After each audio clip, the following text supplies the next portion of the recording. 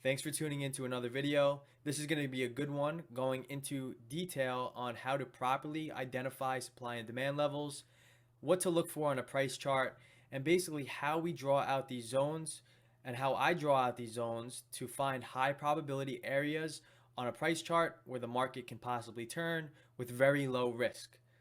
So if you guys haven't already, please follow my Instagram. The link will be in the description below. I post trade recaps every day on my Instagram story. I post tips and tricks with options trading, tips regarding the supply and demand strategy, and just good details about trading and the experiences that I have gone through and go through every day. So if you haven't, the link will be down below. And by the end of this video, I'm very confident that each and every one of you guys will be able to properly draw these levels out yourself and how to spot imbalances on a price chart. So without further ado, let's get right into it. So I want to briefly describe how the market moves. I have a video on this. If you haven't seen it, I will link that below. But price only moves because of two different reasons. A, price is balanced. When we're talking about a balanced market, we're talking about market participants that are agreeing on a price. There's an equilibrium between buyers and sellers, and this creates massive liquidity, which is considered sideways and choppy or consolidation action.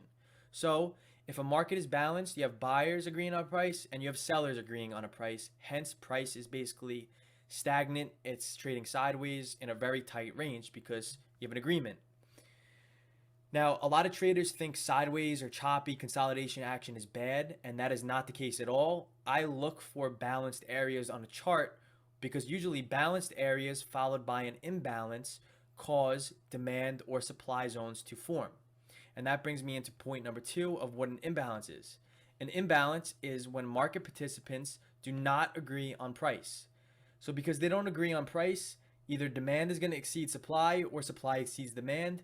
Hence, price will either go up or down. So what causes price to move up or down is an imbalance, an illiquid area of where the sellers were in control or where the buyers were in control, and that places all the orders that are going to facilitate on one side of the trade. The market moves up, then you have demand exceeded supply, and if that's followed or if that is after a balanced period, then you're going to have unfilled orders sitting at that origin location where buy orders are going to exceed the sell orders. Same thing for supply. If market is balanced followed by a nice drop to the downside, creating an illiquid area since all the orders were in favor of the sellers or the supply side, then once price reaches that balanced area where the market created that imbalance, you're going to have unfilled sell orders sitting at that origin location that did not get filled the first time since price basically fell too fast. And that is where that supply imbalance then occurred and was created. So I'm going to go into charts and show you how to find these imbalanced and balanced areas and how we can draw out these zones to then now take trades off of it in the real time. So this right here on Tesla, this green box is illustrating an example of what a balanced market looks like. Like I said, a balanced market is an agreement between buyers and sellers, hence choppy consolidation sideways action. Now that is not always a bad sign. Also, we wait then for price to become balanced, followed by a demand move to the upside or a supply move to the downside, which then will validate and confirm that the balanced area will then leave unfilled buy or sell orders sitting at that rectangular box, waiting for price then to re-enter that area for those orders to be filled by institutional traders or the big money, the smart money. Retail traders do not move the markets. If the stock is rallying to the upside, it's not because a retail trader hit the offer for 100 lots. Institutional traders, like I always stress this point, but institutional traders trade with such large size that their orders will influence the market. So we have to trade with them and wait for price to then hit their orders again, and then we trade inside of that imbalance. Everything else when the market is balanced is just noise. We don't try to predict when the market is balanced. We don't try to predict when the market is going to become an imbalance. We then simply wait for confirmation and then we hop in once price reaches our imbalance box and we take the trade based off of that. Perfect example is then Tesla dropped into this area and you could have taken Tesla long out of this demand zone. Now this is not an indicator. I manually draw each and every one of these levels. I put price levels on them to label them because on different time frames, you are going to be able to see different demand or supply imbalances. Now, you want to be able to spot areas on the chart where the market is balanced, sideways action, followed by a nice move to the up or downside. Now, this is a 30-minute chart. And like I said, on different time frames, you're going to be able to see different balanced areas. We have a small body and a small candle here in this 30-minute time frame, followed by a nice move to the downside. This then qualifies as a supply zone because we had a balanced market followed by a drop, which then validates and confirms our point that at the basing candle, we had unfilled sell orders that did not get filled from this immediate drop from this big red candle to the downside. So then you fast forward into an intraday chart of when you're looking to trade these stocks or even the futures, and you wait for price to then re-enter the zone, and then you take it short because we're talking about supply, because of the fact that these institutional sell orders will be getting filled once price reaches this box. So everything else is just noise. I only trade when a stock rallies into a supply zone to get short, and I only trade when stock drops into a demand zone to get long into. Everything else in the white space or not these imbalanced areas is just noise, and that's when you're going to get the high areas of, false breakouts, choppy action that you're not going to want to trade because price is not getting filled by this illiquid area of a supply or demand zone. So price rallied into the zone, you took it short.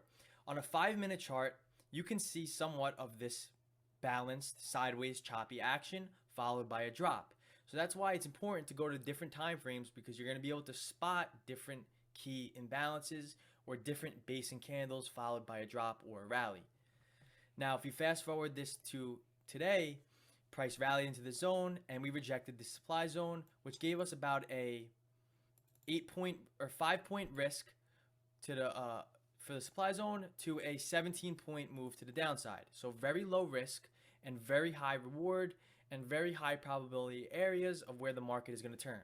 It's important to also make sure that the areas are fresh because if the areas are fresh, you're going to have more unfilled orders that are sitting at this level.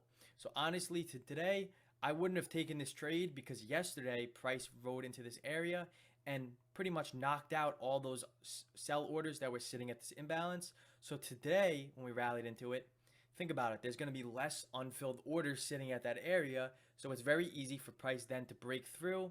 And that's why used areas have less of a probability of working out because there's not that much orders or that wall of sellers sitting there trying to hold the stock down.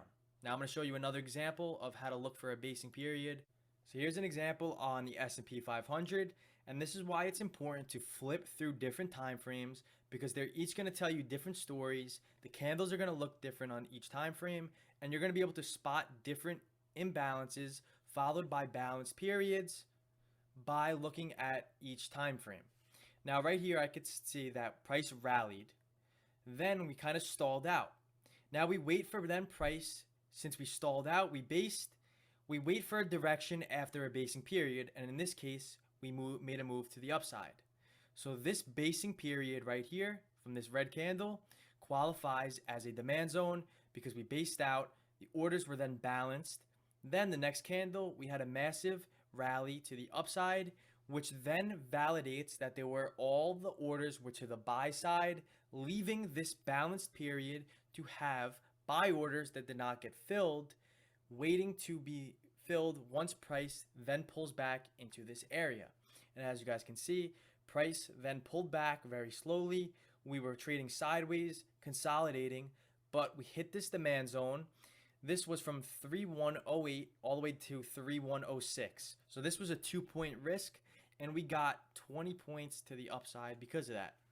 So that is a 10-to-1 risk to reward ratio. We're risking 2 points to make 20. That is 10-to-1.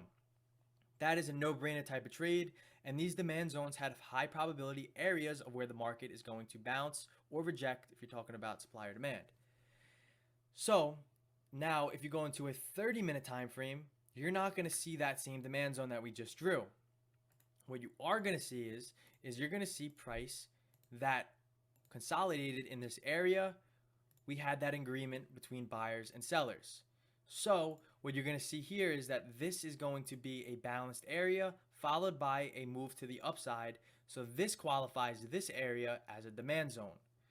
So now if you go into our candlestick formation that we look for, you're going to be able to draw this demand zone at this area 3112 to 3108. So you're risking 4 points, and if you were to get long at the overnight session at this demand zone, you would have got from 311 all the way up to 3122. So that's 11 points, and you're risking in this trade so far 4 points. So we're about 3-to-1 risk to reward right now, and this right here bounced at demand. This would have been a great trade if you trade futures in the overnight session. This happens with any stock, any future, any market. It doesn't matter. Wherever there are buyers and sellers in any market, supply and demand will move price. The last example now is going to be on Roku, and this is on a 30-minute chart. Now, when you're plotting out these zones, it's always important for you to start at the highest time frame. Start at weekly, go down to daily, then 4 hour, then 2 hour, 1 hour, 30-minute. Just go down the list, and different candles will tell you different things. So Roku right here, price made a nice move to the downside from 111.5 all the way down to 106.25. So about a 5-point move to the downside. Then in a 30-minute period, this candle right here, price based out, where market participants, buyers agreed on the price down here and sellers agreed on the price down here. So we balanced out. Then the next two candles after that, we broke lower day, we made another drop to the downside, which then qualifies this candle right here of being a 30-minute supply zone. So I go here, I go to color, I make this a pink box, I change the transparency, and now we have a solid supply zone which was represented by a pink box. You could even label the box if you would like to. Go here, edit properties, make it pink, and I label it 30-minute supply.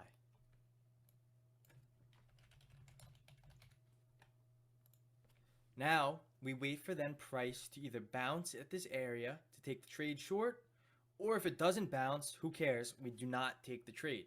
We only take it once price hits our supply or demand zone. Now if you go to a smaller time frame, you guys can see on a 15-minute, you're not going to really see this balanced period as well as you did on a 30-minute. Go even further into a 5-minute, you're not going to see this balanced period as you would on that 30-minute. But like I said, price then rode into the supply zone, and you could have taken the short from 106.70 all the way down to 104 into the close. Not the best move down because this happened late in the day, but the reaction off of the supply zone is the only thing that matters, because these areas serve as high probability areas of where the market is going to turn. Going back to the 30-minute, you will see the structure that I look for, and then price bounced into it, took it short for a nice end of the day sell-off. So I hope this video cleared up some things for you guys, how to draw the zones, what I look for, and really the meaning behind it. It's a very powerful strategy if you use it properly. It's also very easy for you guys to mislabel zones, not draw them properly, and really take trades blindly off of a zone that you thought was proper when in reality it was not. So it's very important for you to draw valid zones and take the trades based off of them. So I hope this cleared up any questions you guys had. If you enjoyed it, please like the video, please subscribe. It means a lot to me. So thank you, and stay tuned for more future videos on this.